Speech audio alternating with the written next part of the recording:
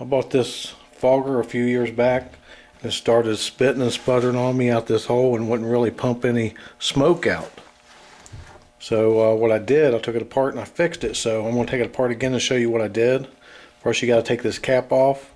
These 3 screws on this side, 3 on the other side, and you got 2 on the top. And then take your bracket off. Okay, we got the screws out.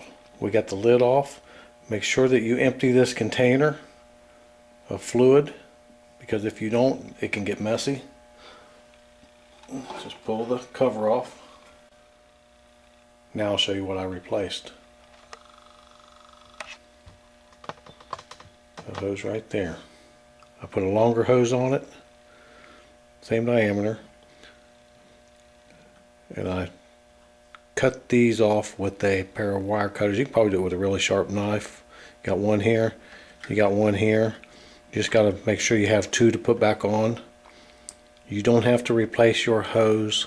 I did it because I'll show you what mine looked like.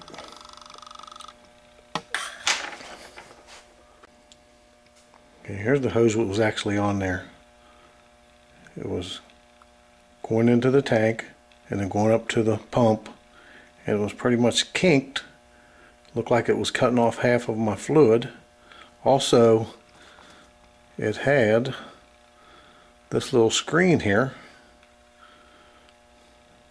I don't know if you can see it. Was actually inside this tube. So now, you know, it's your preference. I didn't put my screen back in. I just left it open, and I just took a screen, and now I just strain the fluid before I put it in the tank, and it works really good.